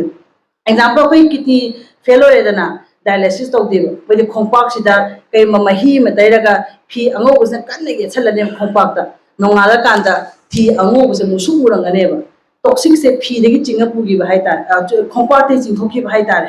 देखो शुगर नारेदना करो अखाबे चबे चबे ने ले मोदी करो अखाबे से पुंग अमा मुन्ने द मतुन आई लेद अखाब महौम फावकनेबा अदु फावरगदी हक्साम याव शुगर से एनर्जी वनग्रे हाइनेबा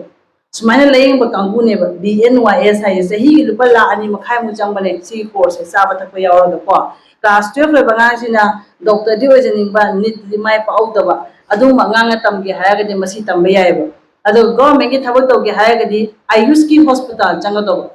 आयुष हाइसे AYUS हाइसे डॉक्टर मखन मंगागी अहोब लेटर जुनेबा एज ना आयुर्वेदिक हाइनी वाई ना जगी नेचुरोपैथी दो यूज ना उनानी एस ना सिदा हाइस होम्योपैथिक हाइनेबा अदना BNYS ता मंगाइसे आयुष की हॉस्पिटल थबक तोगे यायबा अदे करियुंबा नोगी मनक सिदा डॉक्टर दी तंबा ngamodre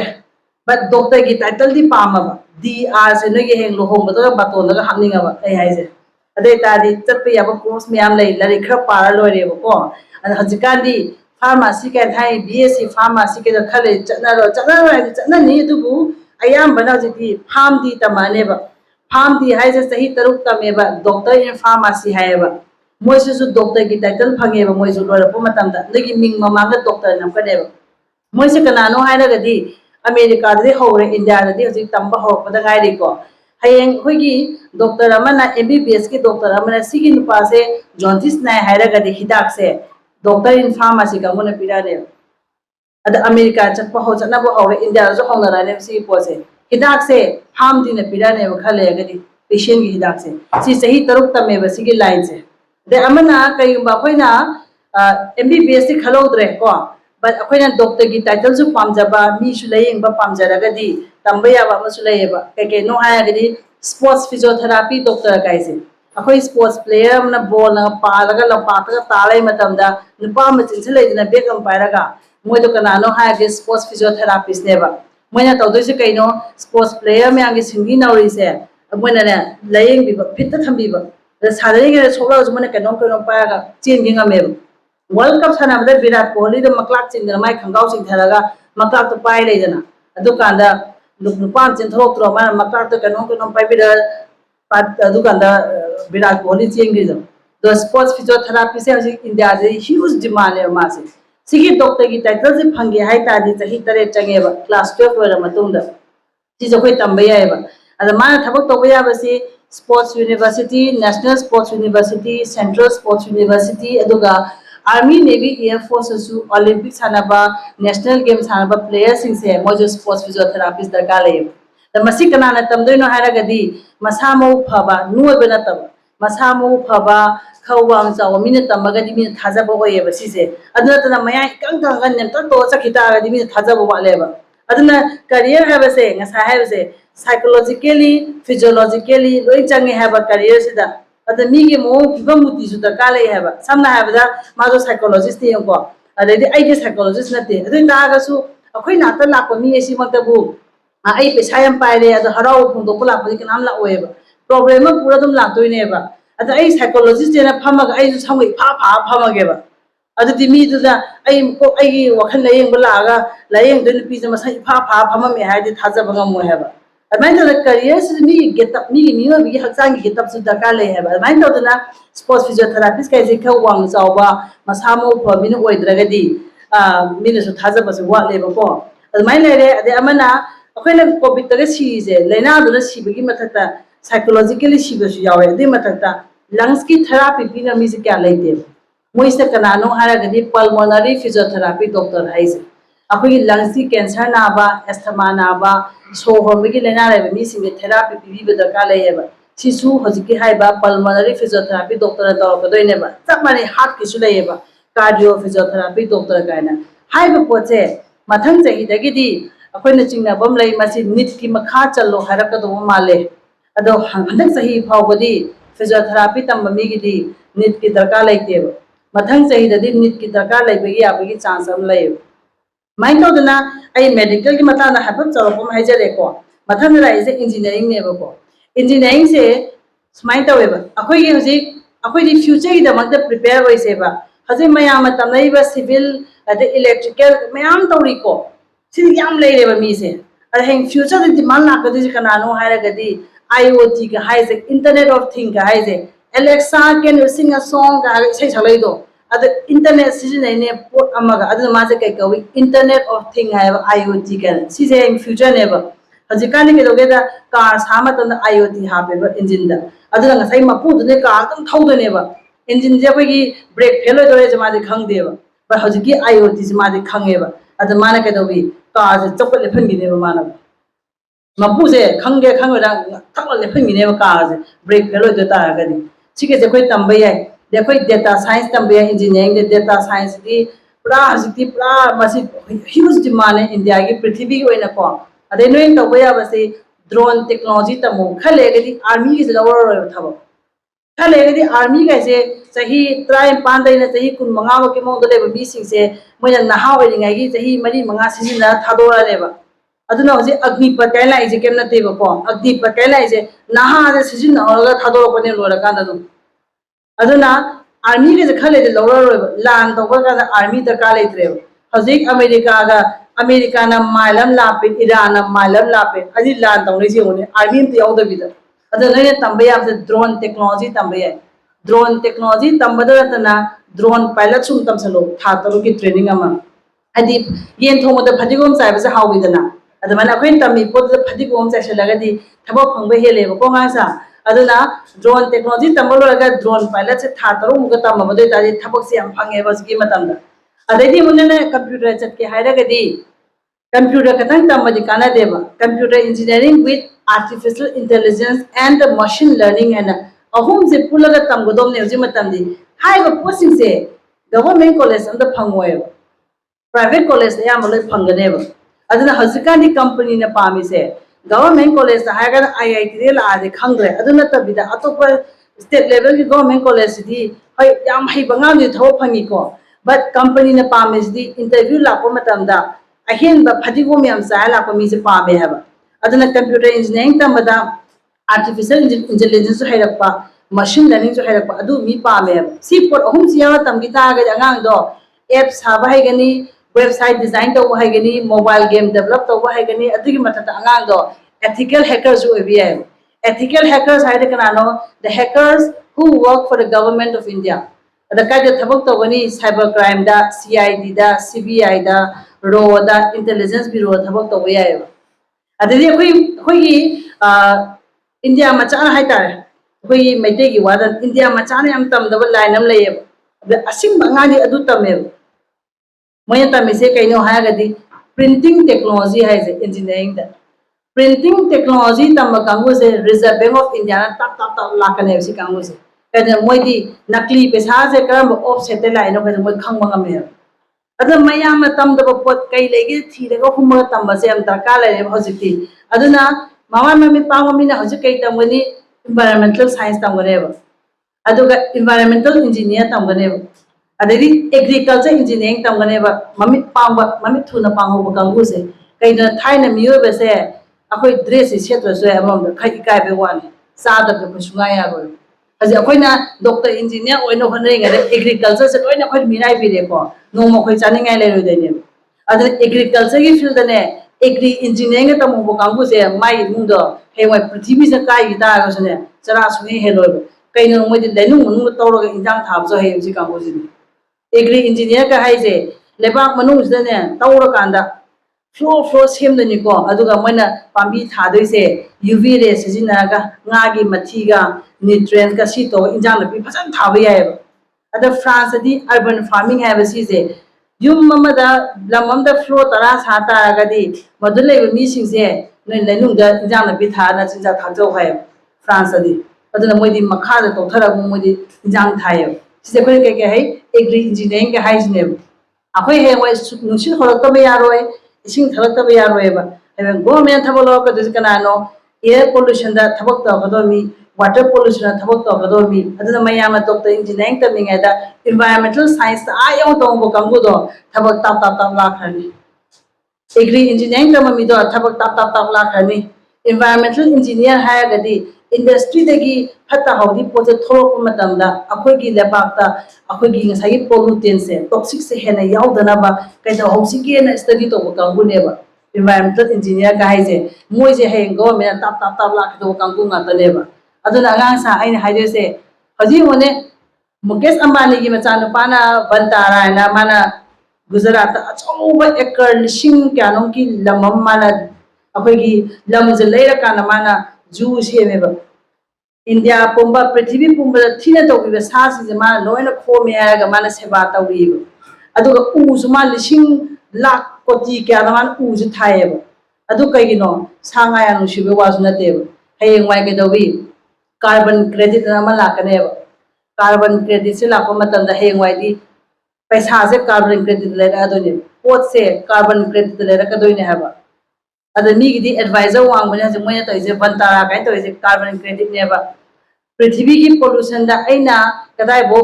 कन्नब होनब दा अइना कदाय बो कंट्रीब्यूट तोगे हबसे सिगी क्रेडिट से लादोइने बसे कोना कार्बन क्रेडिट का हाइसने सुमाइन तौदना अइन हाइदोसी अखोइन हौजिक एग्रीकल्चर दा नुसिता इसिंगदा अदि टेक्नोलॉजी दा हायरगदे हौजाइन हाइजाबदो हौजिकती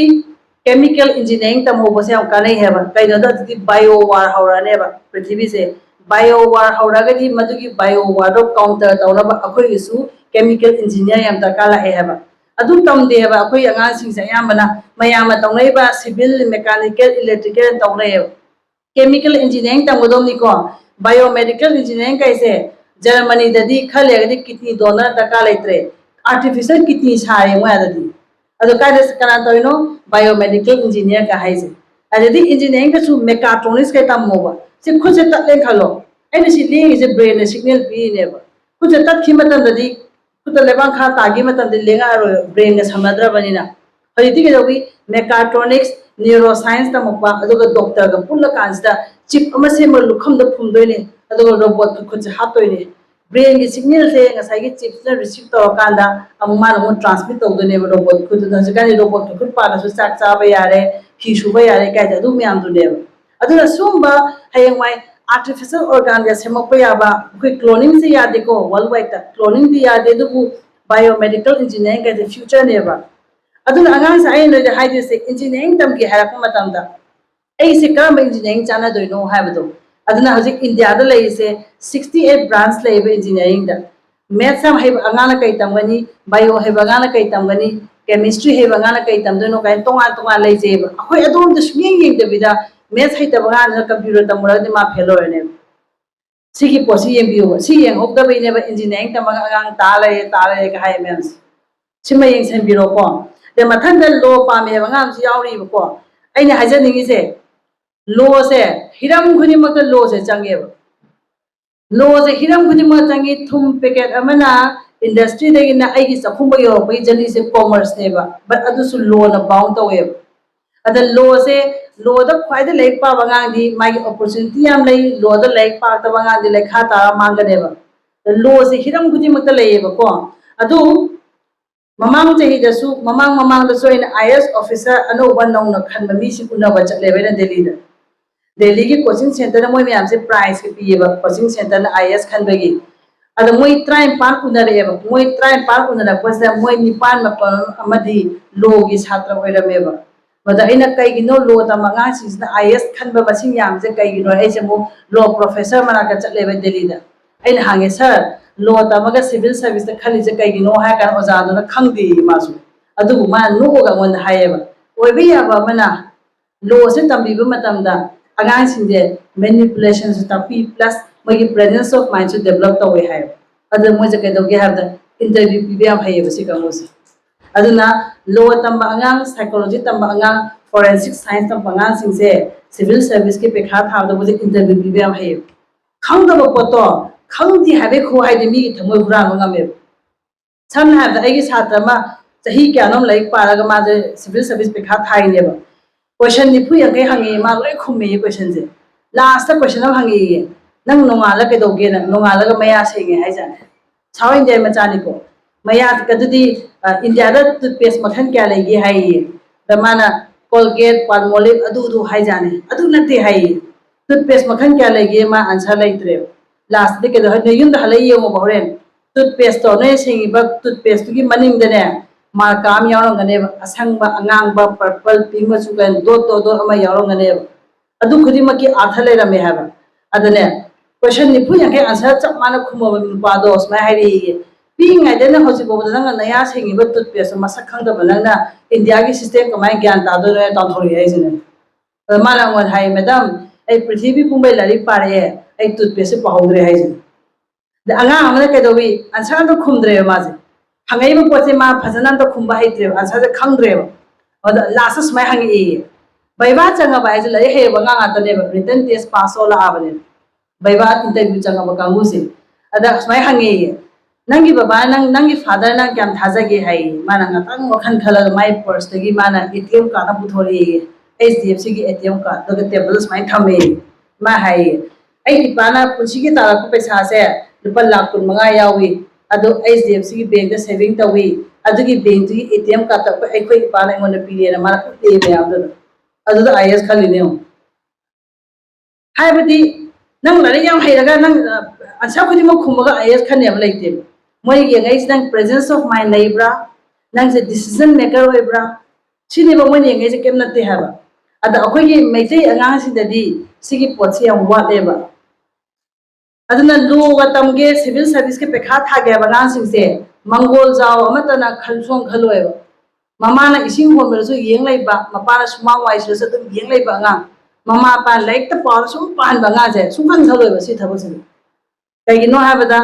civil service ki pekhade yengai sidi ona tage defense ki yori ko defense sange abanga civil service sange abanga sidi mogi fundamentals ama katane ba india je seba to ge habne ba no ta mama pa gi sa glass an lolo pithak ta banga india seba to ne sumo bero roe ado ngasai gi question hanga ga doi mi du di khange ba anga je kana no ji gi psychology yang wang mi ne ba moi di anga je potho hanga ga doi nan kana no yeng ga doi ne ba ada manipura sahi angang lising kun manga class 12 pass ta bodu NDA da khalis ama gatane yama ba ahum gatane ba adu su sahi amani kalaga adya lei heba lei rasu khandi do kai gino mongol jaw do ebe ne emna te aduna ke dawi akoi gi asoi ba kai no mama pa gi isa de lei pau ani su ba mi su na han re ada anga je kai wale soft skill wale life skill haitre social skill haitre when is the hard skill is na kaino tuition chale school chale mark phange tuition chale school chale mark phange certificate phange adun hard skill kawayo adu khatana yad re ba civil service ka NDA khan ge haira gadi life skill hai tayar ho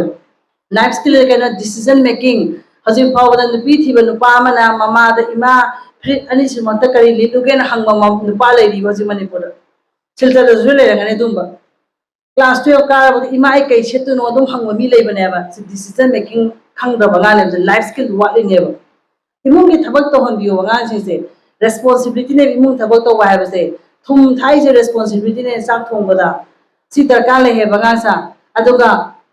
soft skill di akoi takpi be ya ba soft skills de kai no min u budi phangba chin na phung do budi ngam da ba samna ha ba da ne akoi na ga interview chama tamda natraga seminar am chalo interview chama tamda table das mane khuning thamaga wanga gadi na kushita bra haira ne thongdal la khangna mi kawe wanga am da khunam das mai ula gori sara gadi nang ai se kushita bra haira gadoi ne hojiki matam da di khuba se ula gori sa da ya de interview changbada lengba na kamai thami min na kamai yengi khut na kamai thami se mark tang khain pi ne ba sigi pose akhoi meite gi ida kha wat pane ba si yam thina wat pane ba sigi pose si kaino soft skill hais neba aduna angang do kaino personality development course yo hanga do neba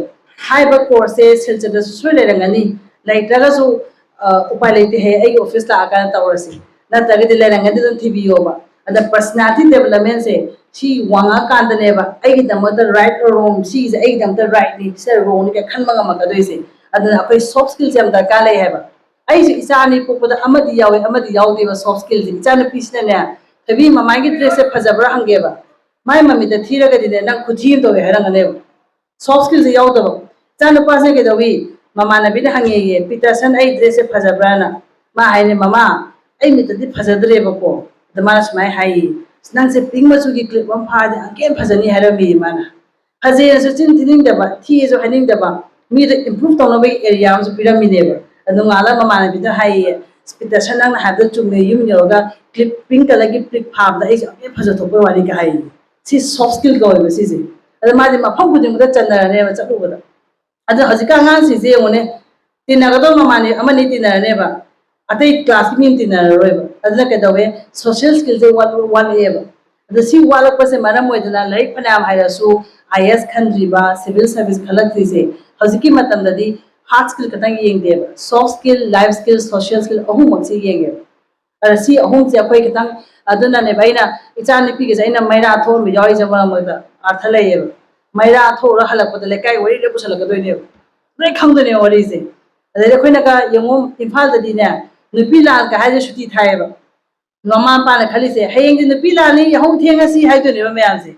government na shuti thai ju di isa ai su sim de nupi la complex talaga thong yo hu zo hai ne ba akhoi de nupi la ni ha ga shuti di hau theng de ne ba khoi di ada sumba social activities sing yaho latragadi hayeng mana interview bi chama ta interview bi hange bi nupa dudi manipur da kai limit state holiday le mo khange Manipur इराबोदे मणिपुर कईदे मैं खांगे interview हंगते मीसे मैतई मजा नत्रगसु माना ए नहीं मणिपुर इराबोदे नंग कईदे है कईम तौदे है नंदी करीम खांगदेना अद इसा सिंसे नेशनल हॉलिडे लापदा कईदे थारीनो एक्टिविटी तो यहलु चो अगासिंगसिदको अदि इन्वायरमेंटल डे लाप मतंदा उ पांबी अमनि खलरगा अस्वादा थाहलु चो सुबसे सोशल एक्टिविटी हम चंगे बखोना सिविल सर्विस के पेखा थागे हायरगदी अदुगा लो गिदी लो मखन मरी लेबा हजी बीए एलएलबी हैबमा बीएससी एलएलबी हैबमा बीकॉम एलएलबी हैबमा अमना बीबी एलएलबी हैबमा बीकॉम गा लो गा पुनबे याय बिजनेस का लो गा पुनबे यायबा कईमा अंगामना एंटरप्रेन्योर होगे हाय तारागदी लो से तमसलोबा लो खंबा अंगाना करबा तब सुमुन लोयबा अदु मजे मपा माय पैसा करबा सुदो तो से कंगोजी लो खंबा कांगोदी मजे फंड ड्राइव तरो कनेबा गवर्नमेंट की करम ऑफिस ता नहा के पैसा लेगे जो मजे खंगेबा अदा मपालम की दिल्ली बॉम्बे अंगा सिजना बिजनेस तोगे है मतलब लो तमी से आर्थायम लेयेबा अदा कई मनैना बीकॉम गा लो गा पुलरोबा बिजनेस का लो गा पुनगी तारगदी इसाम करबा तो होद्रगसु आई जज मो होद्रगसु न हेवा कॉर्पोरेट लॉयर होबिया कॉर्पोरेट लॉयर का इस मुकेश अंबानी मतुंग इनाय ताई पुली में लुप लाख तरह निपान मन फंगिसे मिनिमम तो लुप लाख मखाने कॉर्पोरेट लॉयर का इसे रही माने भीम लेबको मयांग मचाने मासु मादी जज को इबे अब पीनेबा मा ओइनिंगदेबा कइनो मादी इंजंक्शन से कइनो लम अनि खटाबदा आइना केस तौदोरे हारगदी उकिंदगी चेम इहलेबको लिसिंग गुंथारे माना फंगिसे नो माय मिम जकाना माने लाइदु थायेबा लाइद कई नीदो माले मा हाइने दिल्ली सुबह मचिन ला लोय नुसिदरा माने एना तो लात्रि माने खना निबा खदारगदी माय मा तो लाकदे अदु मादी जज कदो ओइनिंगदेबा लाख मनी मंगा तो मा पामदेबा मादी नोम दुल लाख अमग हेन तामबीने हाबा अद लो से फसना पाराबा सिबो पैसा थोप लेते लो दा लै पाहुदबा मा म लेबो थिब लेते अदु पुनमक्ति लो न लोय बाउंड तोए अद लो हाइबसे मिसम प्रजा मन सुम तमगदोने बसिदी चाही निफु यांगे सुरसु चाही अहुंगी एलएलबी अदुम तमथोगदोने माय काना बयाम लय अद लो द सुमे यावरे डिफेंस की जोइन हाइजले को अदुगा मरक सिदा अंगांग सिना पलई से फैशन डिजाइनिंग के यावेबको फैशन डिजाइनिंग यावी मास मीडिया के यावेबको फैशन डिजाइनर कैसे आई डिजाइनर होइगे कहदा ममा पासिंगसिना यामना हंथबा जाति येंबे टाइपता याम लो लेवल प्रोफेशनल के खनबनेबको आई अमसु हाइजगेबा फैशन डिजाइनर हाइबसे मोइदा याइबा आईक्यू लेवल से आईएएस ऑफिसर जो यावदबनेबा सुम येंगसेबा आईएएस ऑफिसर मगा फैशन डिजाइनर अफाव मगा आईक्यू टेस्ट तो मतमदा फैशन डिजाइनर हेरेबा आईक्यू टेस्ट कमाई नेगे हाबदा आईएएस ऑफिसर दी पृथ्वी पुंबा से मम्मी न उरे मनाको तारे पृथ्वी पुंबा ललिक मम्मी न पारगा पैखा थारकपनेबा उरगा तारगा पैखा थाबनेबा फैशन डिजाइनर हाइबसी पृथ्वी से कनामदना सुंगु उद्रिबा इनौनगो पोट अमा सेमप कांगुनेबा सिदि मोगी आईक्यू लेवल से वांगेबा अदने फैशन डिजाइनिंग तमगा ओजाओ के हायगदी यूनिवर्सिटी द ओजाओ बी मोसु मास्टर पीएचडी बोले